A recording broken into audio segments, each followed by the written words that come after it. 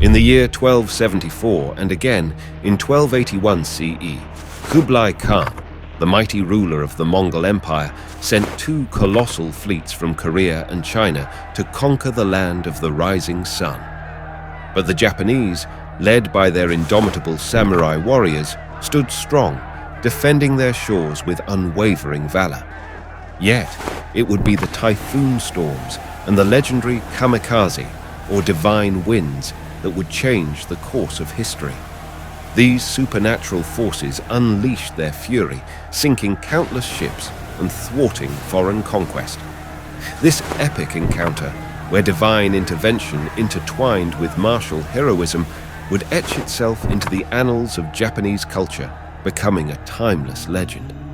Join us as we unravel the heroic saga, the clash of titans, and the enduring legacy of the Mongol invasions of Japan.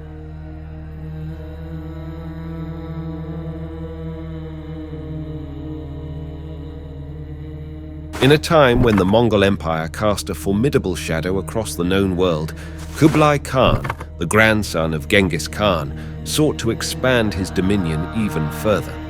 With half of China and Korea already under his rule, Kublai Khan's gaze turned toward the enigmatic land of Japan. The motivations behind this audacious move remained shrouded in mystery. Perhaps Kublai Khan coveted Japan for its abundant resources, a land whispered to be adorned with gold, as even the Venetian traveler Marco Polo had heard. Or it could have been a bid to bolster his prestige and sever the trade ties between Japan and his southern Song dynasty rival in southern China. The conquest of Japan promised not only a new, well-equipped army, but also the opportunity to weaken the troublesome Song dynasty. Some whisper that Kublai Khan's invasions were a form of retribution for the havoc wrought by the Waiko, the Japanese pirates who plagued East Asian coastlines and trade ships. Whatever his motives, Kublai Khan chose a path of diplomacy before warfare. In 1268 CE, a letter from the Great Khan reached Japan, recognizing its leader as the King of Japan and expressing a desire for friendly relations. Yet, it came with a veiled threat, suggesting that the Khan hoped to avoid the use of force. An ambassador, Zhao Liangbi, was dispatched to Japan in 1270 CE, staying for a year in an attempt to bridge the gap between these two distant nations. Despite further letters and ambassadors sent by the Khan until 1274 CE, Japan remained silent, seemingly unsure of how to respond. The Kamakura shogunate, which had ruled Japan since 1192 CE, believed they could withstand any threat from mainland Asia.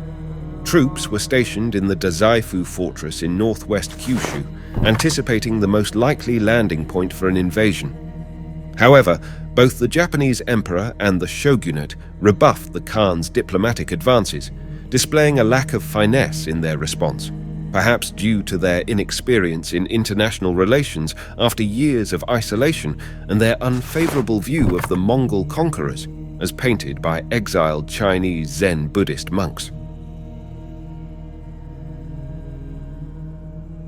From the bustling port of Masan in southern Korea, an ominous storm brewed in the autumn of 1274. It was a tempest of conquest, as the Mongols and their subjects embarked on a calculated assault upon the distant shores of Japan. Their armada, a formidable fleet comprising hundreds of imposing ships and a multitude of smaller vessels, ventured forth into the vast expanse of the Sea of Japan. Their campaign began with the swift capture of the islands of Tsushima and Iki, nestled midway between the Korean peninsula and Japan's main islands. Here, amidst a backdrop of desperate resistance from the island's roughly 300 Japanese residents, the Mongol forces displayed a merciless resolve, leaving no soul alive in their wake. November 18th marked a fateful day as the Mongol armada reached the tranquil waters of Hakata Bay, near what we now know as Fukuoka on Kyushu Island. It is through the testimony of a valiant samurai, Takazaki Suenaga, that we glimpse into the details of this invasion. Suenaga's account reveals the noble samurai's adherence to the code of Bushido, where warriors would step forth, declare their lineage, and prepare for honorable one-on-one combat. However, the Mongols, unfamiliar with such chivalry, swarmed any lone challenger like an army of ants descending upon a hapless beetle. To compound the Japanese plight, the Yuan forces wielded deadly poison-tipped arrows, catapults launching explosive shells, and bows with twice the range of the samurai's longbows. Their coordinated unit-based tactics, guided by drum beats echoing across the battlefield, were entirely foreign to the samurai, often sealing their fate. Takezaki Suenaga and his household warriors found themselves dismounted and grievously wounded. A desperate charge by over 100 Japanese reinforcements was their salvation. Injured and battered, they withdrew a few miles from the bay, determined to renew their nearly hopeless defense at dawn. But as night descended, a relentless wind and torrential rain swept in, heralding an unexpected twist in fate.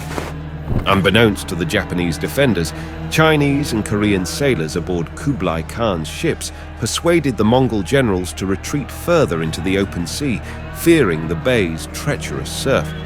Little did they know that they were sailing headlong into the embrace of an impending typhoon. 2 harrowing days later, a third of the Yuan fleet lay beneath the unforgiving waves of the Pacific, and approximately 13,000 of Kublai Khan's soldiers and sailors found their watery grave. The battered survivors retreated, and Japan remained free from the grasp of the Great Khan for the time being.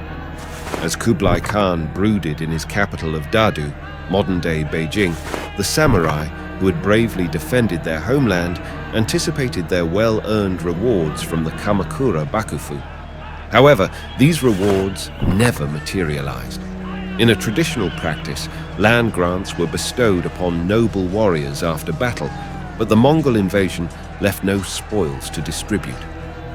Takezaki Suenaga embarked on an unusual journey, traveling for 2 arduous months to plead his case at the Kamakura shogun's court. His efforts were not in vain, as he received a prized horse and stewardship of a Kyushu island estate.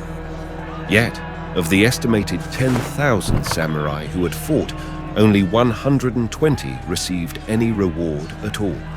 This left a bitter taste in the mouths of the majority of samurai. As tensions simmered, Kublai Khan dispatched a delegation of 6 to demand that the Japanese emperor journey to Dadu and kneel before him. In a grave violation of Mongol law against mistreating emissaries, the Japanese responded with a brutal act, beheading the Chinese diplomats. The stage was set for a second confrontation. Kyushu's leaders meticulously assessed their warriors and weaponry, embarking on the ambitious project of constructing a formidable defensive wall around Hakata Bay. This wall, spanning 25 miles with heights ranging from 5 to 15 feet, was to become the last line of defense against the impending Mongol onslaught. Construction spanned 5 grueling years, with each landholder contributing to a section commensurate with the size of their estate. Meanwhile, Kublai Khan's Ministry for Conquering Japan devised a 2-pronged attack for the following spring, determined to crush the recalcitrant Japanese once and for all. The stage was set for a dramatic showdown between the island nation and the relentless Mongol horde.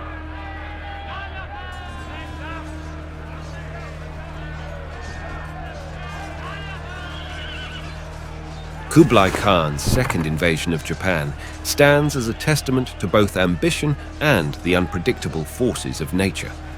With a fleet numbering 4,400 ships and an army of nearly 100,000 warriors hailing from the Mongol, Chinese, and Korean realms, Kublai Khan was determined to conquer Japan in 1281 CE. As the Mongol armada made its way towards Japan, they encountered the islands of Tsushima and Iki in early June, just as they had in their first ill-fated attempt. However, the real challenge awaited them in Hakata Bay on Kyushu. The Japanese defenders had fortified their positions well, and the invaders struggled to establish a lasting foothold on the beach. Shipboard battles raged on, and the Mongols faced heavy losses. Desperation set in as the Mongol forces withdrew to Shiga and Noki Islands and then to Iki Island. There, they found themselves relentlessly harassed by Japanese ships whose daring raids into the Mongol fleet gave rise to many tales of samurai heroics. But it was the heavens that ultimately decided the fate of this invasion. On that fateful day of August 14th, a typhoon of catastrophic proportions descended upon the Mongol fleet.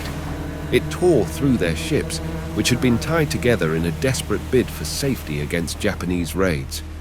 The divine winds, or kamikaze as they were known, had answered the Japanese appeal to Hachiman, the god of war, and wreaked havoc on the Mongol armada.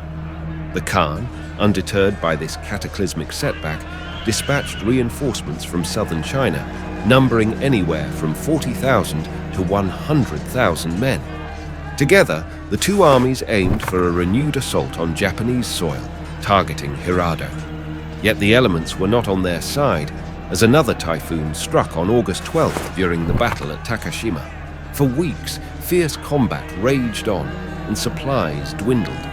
Then, on that fateful August 14th, history repeated itself as the typhoon unleashed its fury once more. The Mongol fleet was decimated, with half to two-thirds of the Khan's force meeting their demise.